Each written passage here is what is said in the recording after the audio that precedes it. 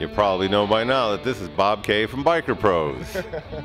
We're here at the Harley-Davidson Museum 2012 Custom Bike Show in Milwaukee. We're under the big tent for the AMD qualifier for the World Championship in Essen, Germany. I have one of the competitors with me from the freestyle class, Walt from MIDWESTIRONHORSE. And what Walt is vying for today is $2,000 in cash, but probably more importantly, is a place on Team USA and a chance to compete in the World Championship in Essen, Germany next spring. Well, Walt, you have a pretty interesting motorcycle here. Let's start off with what's the most unique aspect about this whole project? Well, first and foremost, what I'd like to make aware to everyone that ever sees pictures of this bike is it was done all custom fabricated steel by hand. We do not have CNC machines in our shop. We do a lot of hand work and custom theme bikes, but it is all by hand. The design wheels that we designed around Dagger theme were sent out. The designs are sent out to a good friend of mine in Florida that does have CNC capabilities, and they went ahead and cut the wheels for me upon approval. From there on out, I do a lot of freehand sketch work, which you can see on the front fender we're looking at right now. It took me about maybe an hour to lay out the sketch design, and then I pump it out with the plasma cutter and a lot of die grinding and welding and fabricating from there on. Well, you know, Walt, I know you've been doing this for a little while. You have some unique innovations you've provided the industry over the years. You know, you see some of these programs on TV and they get these bikes knocked out in 7 or 10 days. Let's talk a little bit about the reality of what it took you to be involved and get this whole project completed. Well, this particular project takes quite a bit longer than something you see on TV. Even the ones they do on TV, they've got a lot, you know, they've got an open budget. We always work with a limited budget plan. Normally we can get one out at about a month, but this particular project, from start to finish, you know, we had wait time in and design plans, and you know, we had, I would say, probably close to 6 months. And prior to this show, we actually just got the seat back from upholstery for the 3rd time because it was unable to be done the way we needed it. But yeah, I would say about 6 months, and like I said, the seat's not even actually bolted on right now. Well, sheet metal is obviously a big part of the appearance and the style of the bike, but you know, the motorcycle, the engine's the heart of the bike, and the power plant. Let's talk a little bit about some of the modifications you have done to that power plant.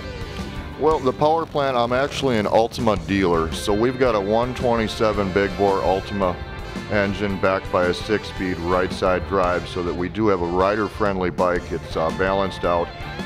We did custom fabricate the Ultima belt drive. That's a monster Ultima belt drive cover on there. As you can see, that I actually did all by hand also, and believe it or not, I spent a couple days on there with a flat file to get the bevels right on the blades. So we do have some time into a lot of the custom stuff. All right, now let's talk about suspension-wise. This is not a rigid, which is a very popular form on the freestyle bikes, but you've chosen a soft tail, but you've hidden a lot of the suspension components. So tell us a little bit about the suspension and the overall rideability of this machine.